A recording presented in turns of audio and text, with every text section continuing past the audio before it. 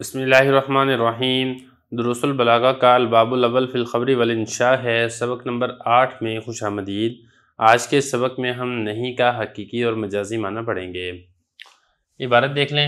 وَمَا النَّهْيُ فَهُوَ طَلَبُ الْكَفِّ عَنِ الْفِعْلِ عَلَى وَجْهِ الِاسْتِعْلَاءِ وَلَهُ صِيغَةٌ وَاحِدَةٌ وَهِيَ الْمُضَارِعُ مَعَ لَا النَّاهِيَةِ كَقَوْلِهِ تَعَالَى وَلَا تُفْسِدُوا فِي الْأَرْضِ بَعْدَ إِصْلَاحِهَا وَقَدْ تَخْرُجُ صِيغَتُهُ عَنْ مَعْنَاهَا الْأَصْلِيِّ إلى معان أخرى تفهم من المقام والسياق كالدعاء نحو لا تشمت بي الأعداء والالتماس كقولك لمن يساويك لا تبرح من مكانك حتى أرجع إليك والتمني نحو لا تطلع في قوله يا ليل طل يا نوم زل يا صبح كف لا تطلع والتهديد كقولك لخادمك لا تطع أمري۔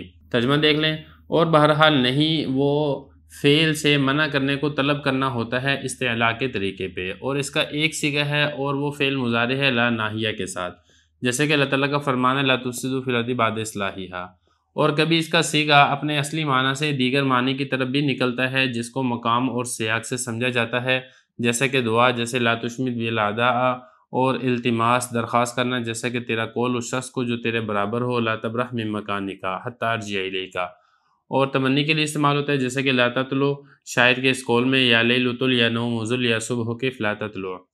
اور ڈرانے دھمکانے کے لیے، جیسے کہ تیرے اس قول میں اپنے خادم سے لا تطع امری۔ عبارت ہو چکی ہے، ترجمہ ہو چکا ہے، اب چلتے ہیں اس کی تشریح کی طرف۔ انشاء کی دو قسمیں ہم نے پڑھی تھی، ایک تھی انشاء طلبی اور دوسری تھی انشاء غیر طلبی۔ انشاء طلبی کی ایک قسم امر، اس کے ہم ساری تفصیل پہلے پڑھ چکے ہیں، حقیقی معنی پڑھ لیا ہے، 12 مجازی معنی پڑھ لیے ہیں۔ یہاں سے دوسری قسم نہیں اس کو شروع کر رہے ہیں۔ تو سب سے پہلے آپ نہیں کی تعریف سمجھ لیں کہ بطور استعلاء کے، یعنی اپنے آپ کو مخاطب سے اونچا اور بڑا سمجھتے ہوئے ترک فعل کو طلب کرنا۔ لا تضرب زیدہ اس کی مثال ہے، یعنی جو متکلم ہے وہ مخاطب کو فعل کے ترک کرنے کا حکم دے رہا ہے، اور متکلم مخاطب کے مقابلے میں اپنے آپ کو بلند مرتبہ سمجھتا ہے اور مخاطب کو کم درجے کا سمجھتا ہے، قطع نظر اس بات سے کہ حقیقتاً متکلم وہ اس سے زیادہ درجے کا ہو یا اس سے زیادہ درجے کا نہ ہو۔ یہ تو ہو گیا نہیں کی تعریف، یہی بتا رہے ہیں۔ 12 نہیں وہ فعل سے منع کرنے کو طلب کرنا ہوتا ہے علی وجہ الاستعلاء، بلند سمجھنے کے طریقے پر، یعنی اپنے آپ کو وہ بلند سمجھتا ہے۔ اب اس کے بعد آگے یہاں پر یہ بتا رہے ہیں کہ نہیں کا صرف ایک ہی صیغہ ہے، اور وہ یہ ہے کہ فعل مضارع کو لا ناہیہ کے ساتھ لایا جائے، یعنی فعل مضارع کے اوپر لام الف لام نہیں کا لگا دیا جائے تو وہ نہیں بن جاتا ہے، جیسے لا تفسدوا فی الارض بعد اصلاحها۔ قرآن مجید کی آیت ہے، یعنی تم فساد برپا نہ کرو زمین میں اس کی اصلاح کے بعد۔ اب یہ دیکھیں تفسدوا، یہ فعل اما فعل تھا، فعل مضارع تھا، اس کے اوپر جب لام الف لا نہیں کا لگا دیا، تفسدون تھا اصل میں فعل مضارع، لام الف لا نہیں کا لگا دیا تو آخر سے نون گر گیا اور یہ بن جائے گا نہیں کا صیغہ۔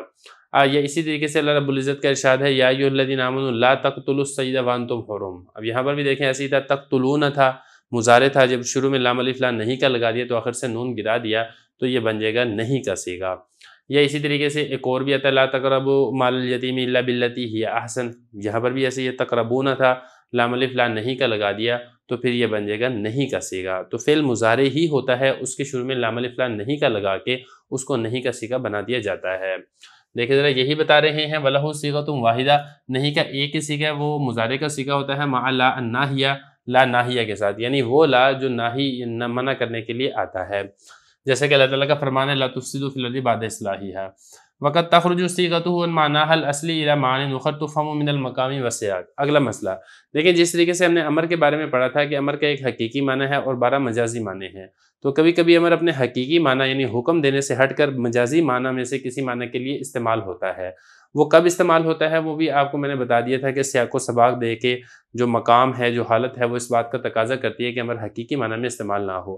بالکل بعینی ہی یہی والی بات نہیں کے بارے میں بھی ہے کہ نہیں کا حقیقی معنی تو اوپر آ چکا ہے، لیکن کبھی کبھی نہیں اپنے حقیقی معنی سے ہٹ کر دیگر معنی کے لیے بھی استعمال ہوتی ہے، سیاق و سباق سے دے کے، مقام دے کے۔ بعض اوقات مقام اس چیز کا تقاضا کرتا ہے کہ یہاں پر حقیقی معنی میں استعمال نہ ہو۔ پھر جس طریقے سے امر کے بارے میں نے آپ کو بتایا تھا کہ امر 12 مجازی معنی میں سے کسی ایک معنی میں استعمال ہوتا ہے، نہیں کے بارے میں یہ ہے کہ نہیں اصلی معنی کے علاوہ 4 معنی میں سے کسی ایک معنی میں استعمال ہوتا ہے۔ وہ 4 معنی کون سے ہیں وہ ایک ایک کر کے ذکر کریں گے۔ دیکھیں ذرا یہ بتا رہے ہیں کہ کبھی کبھی جو نہیں کا صیغہ ہے وہ اپنے معنی اصلی سے نکل کر دیگر معنی کی طرف چلا جاتا ہے، وہ جو دیگر معنی ہے وہ مقام اور سیاق و سباق سے سمجھے جاتے ہیں۔ اب وہ کون کون سے معنی ہیں؟ وہ 4 معنی ہیں، ان میں سے پہلا معنی ہے دعا۔ دیکھیں نہیں دعا کے معنی میں بھی استعمال ہوتا ہے، جیسے حضرت ہارون علیہ السلام نے حضرت موسیٰ علیہ السلام سے فرمایا تھا لا تشمت بی الاعداء، تو خوش نہ کر میرے بارے میں دشمنوں کو۔ اب یہاں پہ دیکھیں لا تشمت یہ نہیں کا صیغہ ہے، اب اس کے اندر طلب ہے عدم فعل کی، اور طلب کے اندر ساتھ ساتھ اس میں عاجزی اور انکساری بھی ہے، تو طلب کف فعل تو ہے لیکن علی وجہ الاستعلاء نہیں ہے بلکہ بدون الاستعلاء ہے۔ ایسا نہیں ہے کہ حضرت ہارون علیہ السلام اپنے آپ کو حضرت موسیٰ علیہ السلام سے اونچے درجے کا سمجھتے ہوئے حضرت موسیٰ علیہ السلام سے مطالبہ کر رہے ہیں، ایسی بات اس کے اندر نہیں ہے۔ جیسے کہ لا تشمت بی الاعداء، اس کو دعا کے بجائے اگر اس کو درخواست کہہ دیتے تو وہ زیادہ بہتر تھا، کیونکہ دعا یہ اللہ تعالیٰ کے لیے استعمال ہوتا ہے۔ اس کے بعد اب آگے چلیں الالتماس۔ دیکھیں التماس اس کا معنی ہوتا ہے گزارش کرنا، کبھی کبھی نہیں اپنے حقیقی معنی سے ہٹ کر التماس گزارش کے معنی میں بھی استعمال ہوتا ہے۔ جیسے ایک شخص ہے وہ مقام اور مرتبے میں آپ کے برابر کا ہے، آپ اسے یہ والا جملہ کہتے ہیں لا تبرح من مکانک حتی ارجع الیک، آپ اپنی اس جگہ سے نہ ہٹنا یہاں تک کہ میں تمہارے پاس واپس نہ لوٹاؤں۔ مطلب یہ کہ آپ کسی کو کہتے ہیں آپ ادھر ہی رکے میں واپس آ رہا ہوں۔ اب یہ دیکھیں گے یہاں پہ جو لفظ ہے لا تبرح، یہ دیکھا جائے تو یہ نہیں کا صیغہ ہے، لیکن اس کے باوجود یہ نہیں حقیقی معنی میں استعمال نہیں ہو رہا ہے بلکہ مجازی معنی التماس کے معنی کے اندر استعمال ہو رہا ہے۔ تو دیکھیں یہ بتا رہے ہیں کہ دوسرا جو اس کا مجازی معنی ہے وہ ہے التماس، جیسا کہ آپ کا قول لمن یساوی کا، ایسے شخص سے جو آپ کے درجے میں برابر ہے، لا تبرح من مکانک حتی ارجع الیک، آپ اپنی جگہ سے نہ ٹلیں یہاں تک کہ میں آپ کے پاس واپس لوٹ آؤں۔ اس کے بعد آپ آگے چلیں، تیسرا ہے تمنی، یعنی جو نہیں ہے وہ اپنے حقیقی معنی سے ہٹ کر تمنا کرنے کے معنی کے اندر استعمال ہوتا ہے۔ اب اس کی مثال کیا ہے؟ اس کی مثال ہے لا تطلو، اس شعر میں یا لیل طل یا نوم ظل یا صبح کف لا تطلو۔ پہلے اس کا ترجمہ دیکھ لیں، اے رات تو طویل ہو جا، اے نیند تو زائل ہو جا، اے صبح تو ٹھہر جا طلوع نہ ہو۔ ایک ایک لفظ کے بارے میں آپ کو تھوڑی سی وضاحت کر دیتا ہوں تاکہ بات سمجھنی آسان ہو جائے۔ لیل کہتے ہیں رات کو، اس کی جمع آتی ہے لیالی، اور طل یہ تالا یا طولو طویلاً یا طوالتاً، اس کا معنی ہوتا ہے لمبا ہونا، اسی سے یہ امر کا صیغہ ہے۔ اے رات تو لمبی ہو جا۔ نوم کہتے ہیں نیند کو، ذل زال یزولو زوالاً، اس کا مطلب ہوتا ہے زائل ہو جانا، اسی سے یہ امر کا صیغہ ہے۔ اے نیند تو زائل ہو جا یعنی تو نہ آ۔ یا صبح کف وقفہ یقفو، اسی سے یہ امر کا صیغہ ہے کف، باب اس کا ضربہ یضرب آتا ہے۔ اے صبح تو ٹھہر جا، لا تطلو تو طلوع مت ہو۔ اب یہاں پہ اگر آپ غور کریں گے یہ جو لا تطلو ہے یہ نہیں کا صیغہ ہے، کیونکہ اس کے اوپر لام الف لا ناہیہ داخل ہو چکا ہے۔ اب یہ صیغہ نہیں کا تمنی کے معنی کے اندر استعمال ہو رہا ہے، علی وجہ الاستعلاء، کسی کام سے منع کرنے کے لیے نہیں آ رہا ہے بلکہ شاعر صرف اور صرف اپنے ایک تمنا کا اظہار کر رہا ہے۔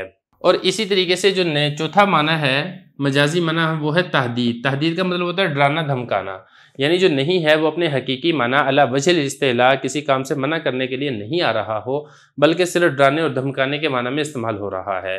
جیسا کہ کوئی شخص اپنے خادم کو کہتا ہے لا تطع امری، تم میری بات نہ مان۔ اب یہاں پہ دیکھیں لا تطع، مقصد اس کو یہ والا نہیں ہے کہ اس کو منع کیا جائے تو میری بات نہ مان، بلکہ اس کو ڈرایا اور دھمکایا جا رہا ہے کہ تم میری بات نہیں مان رہا نا، ٹھیک ہے نہ مان، پھر دیکھ تیرا کیا انجام ہوتا ہے۔